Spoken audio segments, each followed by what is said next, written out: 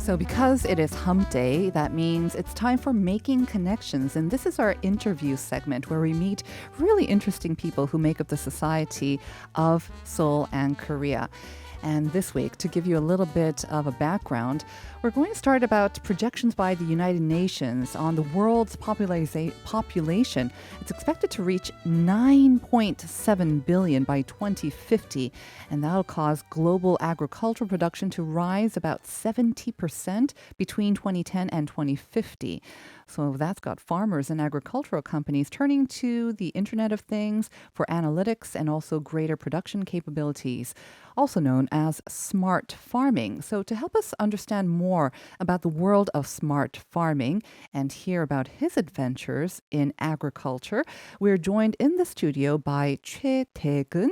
He is the founder and CEO of Farm in Us and a self-proclaimed agricultural diplomat. Good morning and welcome to the show. Good morning. Thank you for having me on today. We are so grateful that you could join us. I know you had to drive all the way from Jeonju early morning, so thank you once again for joining us. Thank you. I'm very excited. We are very excited as well. All right, smart farming sounds simple. But when we first heard of smart farming in our team of Life Abroad, a lot of us, I won't name who, were saying smart farming. Then are you saying that what we had before was dumb farming? What exactly is smart farming? How does it compare with, the centuries and centuries of farming that we had already here in Korea? Oh, by definition, like smart farming is to optimize environment related to crops, livestock, and etc. But it's like by means of IoT. So it's like the Internet of Things and big data and algorithms. So like automatically control the environment and by using computers and smartphones. So it's make farmers like easily like cultivate crops. Right. Yeah. So traditionally, of course, the land, the soil, the environment, the weather, this really had a huge impact on agriculture. And we had to kind of go along with that. Mother Nature ruled and we just had to follow along with that. But with so much technology at our fingertips, like the ones you mentioned, ICT, IoT, algorithms, whatnot, we can use that to better control the elements that go into farming and do it more smartly and more efficiently as well. Yeah, that's right. All right. Let's put that out of the way now. Okay. So smart farming, I understand, is definitely a growing industry, not only here in Korea, and it actually started overseas as well. So let's learn more about smart farming as a kind of an industry or an emerging field. And this is related to your personal story. So I'm looking at you, and you don't look like someone who would be typically associated with farming. You've got a very nice turquoise shirt on. Not to make assumptions, but we think that farming and agriculture, it's mostly the elderly, smart, younger people are leaving farms. They're moving to the cities. So what brought you or what attracted you to agriculture? Actually, there is a funny story. So I used to teach English at schools. Oh, And then you used to be an English teacher. Yes. Okay. But I was seeking for my dream as well, like when I was young. Okay. After that, What did you study? What was your major? my first major was English literature. Oh, it was? Okay. Yes. And after that, while I was joining the army, one day I watched one documentary about food security and food wars. So it's just like click. Oh, something kind of popped in your brain. Yeah. Okay. And then as soon as I finished my military service, I just rented the land and just cultivate sweet potatoes. Do you have any sort of learning or do you have any background in No, agriculture or not at all. farming? It's not easy. I mean, didn't a lot of people around you or even yourself, didn't you have doubts about whether you could do this or not? But I had a dream. You had a dream. Yeah, at the time. What was it about? I mean, did you see the potential then? I mean, like the opening, what I mentioned, that food security, that we need to produce more food. Is that kind of the gist of the documentary that you saw? Yeah. It's Yeah, about okay. that and about like seed. So it's gonna be like food security. Okay. And then now with COVID-19, it's like food is more and more important, right? So something like that. But at the Okay. time, I just wanted to be a farmer. Okay. I just wanted to try it. And what did you grow and how successful were you as a farmer? I grew like sweet potatoes. Uh-huh. And then after that, I harvest them and sold them to the market online. And I got actually a lot of feedback from my customers, and it encouraged me to study in the Netherlands. In the Netherlands. Were you growing these sweet potatoes using the former sort of traditional dumb, in quotation, dumb farming methods, or were you already using sort of technology? As you said, like dumb way. Okay, the dumb way. Yeah, yeah. Uh-huh. Is that why you decided to go and study in the Netherlands? Because the Wageningen University that you studied at, it's known as the sort of top university in the world in agriculture, right? Yeah, after like doing my like farming, and I wanted to learn more. That's why I decided to go there to study like agriculture. Must have been very difficult to get in and also difficult to study there, no? Yeah, frankly, like I had a lot of arguments with my father, but then, actions speak louder than words. So I just arrived there in the Skipper airport and I called my father and hey, Wow. So he didn't know that you were actually going. no. What was it like to study there? I mean, the Netherlands, we think of, we think of tulips, we think of windmills, but it is one of the top agricultural sort of countries in the world. And this is the top university that specializes in agriculture. It must have been so competitive.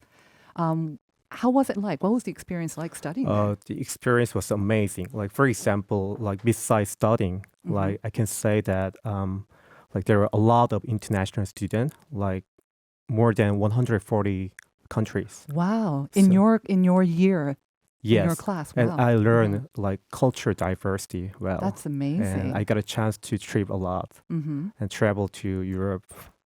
So, And is that where you learned about smart farming? yes. Yes. From there, and my major was greenhouse horticulture. So it's about greenhouse. So either it's called like smart farming too. So basically like growing tomatoes in the greenhouses. I mean, greenhouse doesn't honestly sound that smart, I guess, or maybe it's the first form of smart Yeah, farming, right? first generation. Right, because it's not so affected by the climate as we have been. Is the Netherlands also the front runner when it comes to smart farming? Is that where they started it? Yes, because also like Netherlands is a really small country. Yes. So they just built, and also the weather is not good. No? No, Okay. it's like, of course, in summer, like sunrise, like time is around 10 p.m., but in winter time, it's like 4 p.m. That's It's true. just sunset. So to recover that, they just started build the greenhouses and to better control of the environment. How long have they been doing it in the Netherlands then, smart farming? Or More than 50 years. Oh, so they've definitely been up front. Okay. Yes. All right. So you got to learn from the best and the front runners. And then you returned to Korea after graduating. Yes. Is that right? Okay. Talking of the Wageningen University, I know that you've kind of maintained a connection with the university because you took part in a challenge that the university and also the research, Wageningen University and Research, I guess it's an arm of the university. Yeah, university and research. Okay, so they have this sort of competition that goes on, and it's, I guess, open to participants from all around the world. And you took part in one challenge. It's called the Autonomous Greenhouse Challenge, and you and your team placed third. Yes. Very, very exciting. So tell us about this. The challenge was to produce a cherry tomato crop within 6 months in a greenhouse. Okay. So and Doesn't sound that challenging. Is it? remotely. Remotely. Yes. I see. Okay. So the challenge was starting like from last year, September. And then actually we're growing tomatoes starting in December till May, this year, May, So where physically were the tomatoes being grown? in the Netherlands. So they had to be grown in the Netherlands, and they had to be controlled. All of the work that goes involved had to be done remotely from around the world. Yeah, by using the Wow. sensors that we developed. So for example, each team was able to extract the necessary data, like and from the greenhouse compartment, and their own ICT models and algorithms, something like that, and also add their own like to decide on the control settings. And you placed third because you produced the third best looking or best tasting tomatoes, or how do you judge? like there are many factors, Uh-huh. like many criteria, but it's like also the production plus sustainability, Mm-hmm. and Oh. we finally like we're gonna get a profit. Mm-hmm. So we decide on that. Wow. So it's the entire process. It's Yes. not just the fruit that's Yeah. produced. So you went to at least set it up, I imagine, right? Yes. And then you couldn't visit for 6 months. No, we cannot. Did the university and research also set maybe some like challenges along the way, like they turn off the power or they cut off the water supply? They didn't do any sabotage like that? Uh, they did once, They did once. but yeah. On purpose or No, of course not. What happened? Just like if water was flooded. Oh no. Yeah. But it still was okay. Yeah, it was okay. But sensors were, like Going crazy, I going imagine. crazy. Uh-huh. But after that, it's okay. Getting okay. That is the real world, right? That Yeah. could happen. I mean, the Netherlands especially, you would imagine some flooding going on Yeah. at the same time as well. Right. So what happens when you receive third place? I mean, I imagine it's a boost to your pride, of course. But again, in real terms, what does that mean that you placed third? Does it result in any prize money or what? What does it No do? money, No no money. prize. Just prestige. But we got a pride and we see the potential. Yeah. So for going to the next level of smart farming, so Korea can do that.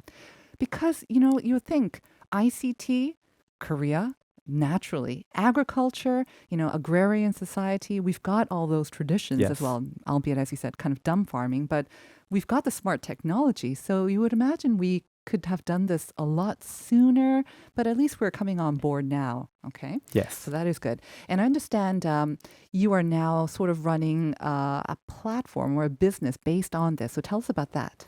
My platform service is like I was deciding this when I was in the Netherlands. So I like to give some Korean product to my friends. So based on that, I Sweet potatoes?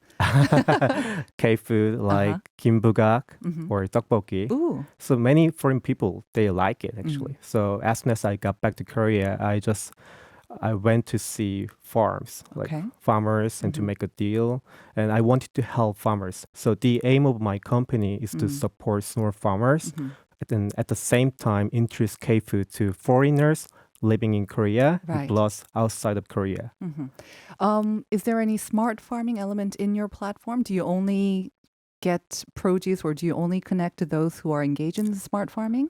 For now, only connecting farmers to consumers. Okay. So people like consumers or customers who want to buy some K-food products, that they can buy online. I guess even that distribution channel is also kind of part of smart farming. Because Yes. long time ago, the dumb farming days, we only would be able to trade or produce and deliver produce to customers around us or through sort of the old means, right? Yeah, that's why I want to help. I want to help or support small farmers because they know how to produce crops, Right. harvest them, but they don't know how to know about supply chain. So I want to help them. So I imagine with the supply chain that we can use technology to make it more efficient and reach out to more people around the world, and also the farming techniques itself. Maybe that's why. But I hear a lot of young people are now kind of returning to agriculture and farming, and they're seeing great potential in this. I mean, one number that I looked at this morning, it's amazing. In 2017, I think, in that year alone, 500,000 people went back to To farms, and half of them were under 40 years old. Are you seeing this too? Are you seeing a lot Yes, more young people? Actually, I was giving a lecture yesterday in Seoul. There were a You were lot back of in Seoul again. yeah, a lot of young people there. So What are they excited about? they know, like they learn about the potential about smart farming, and then it's not like dumb farming as you said. It's not backbreaking work. Yes. Yeah. So it's good and easy to manage. So you only need to see inside the greenhouse and to control the environment. So they could be in Seoul looking after their farms in wherever in the countryside. They can still do that as well. Yeah, the checking and change temperature and humidity. But it is still it's still in its beginning stages here in Korea, right? So we've heard in the news that the government, the Ministry of SMEs and Startups, and even the Agriculture Ministry, I believe, they are putting their support behind this sort of smart farming concept. Yes, I heard about it too. And I heard the Korean government will invest around $332 million like on the project. Right. And there is one ongoing project about smart farming. So they already invest a lot, and then there are 4 locations in Korea called smart farm valleys. So people who want to be a farmer, they can apply for that subsidy plan when they got it, and they can just like rent a land there. Wow. Yeah, to grow and to test. Okay. Let me ask another kind of dumb question. When I also thought of smart farming, again, like, what's the difference between dumb farming? But I also thought about the actual vegetables or fruits that are coming out from smart farming. Because when we tend to think of techie sort of involvement, I thought, could it be GMOs? Are you making a different breed or a different sort of type of produce that grows in these conditions, or are they exactly the same as the kind of the ones that we've been seeing? Do they taste different? Because the soil, the sunlight, all that, the water, it makes a difference in how the end product tastes, right? But if, for instance, I heard that salad material like lettuce is being grown in subway stations, unused space in subway stations here in Seoul. That was amazing to hear. But do they taste the same? Are they still as yummy as those grown above ground? But the end product, does it taste different? Oh, like many people say about that too before, but it's like it's a quite tough question. Yeah. But like people who grow like crops in the greenhouses, they know that like maybe the taste might be different, but due to thanks to the seed development, so the difference is like going less and It's less. very minimal? Yeah, Right. very minimum. And I went to see a farm in the like subway, Yeah. and I just bought it some like, and then I tasted, and it's almost same. And it was almost the same. Yeah. So nearly, not exactly the same, but it's very nearly the Nearly same. same. Yeah. And of course, the big benefit is that, like greenhouses, you can grow it almost anywhere and it's not affected by the bad weather or whatnot. So consistent results, and that means lower prices, I believe, right, for consumers. Yes. We can pay a better price for it. The prices won't fluctuate too much depending on the weather. Yeah, as it's well. not fluctuating. Right. So, what is your vision? I mean, what do you foresee for smart farming and also your personal company as well? What's in the future for you? And project or my company as well. Yeah. So I already talk about The vision, connection, right? yeah, vision. So I wanna like expand the farminess to globally, Right. global market. More products also being available, because I did take a look in your platform. Right now, it's quite limited, but Yes. you plan to expand it? Yes, Okay. because due to COVID-19, Oh, sure. like right. farmers they don't want me to come inside. Oh, is that right? Okay. Yeah, yeah. So I just like call them. Can I come? But you need to also check out the products themselves, right? Yes. The quality check, and then yes. And what do you see for smart farming in Korea? The future is bright? Yes, it's right. In my opinion, like as you said, like IT is very important. Right. Korea is well known for IT, high technology, right? We already have it, so it's really easy to like apply it. Yes. So, and we have smart farmers. They're really smart. So to make a balance and to have a kind of collaboration both. So, and then we will make it. I think you just mentioned a very, very key element. You need smart farming, but you need smart farmers as well, who are very quick to adapt and quick to learn as well.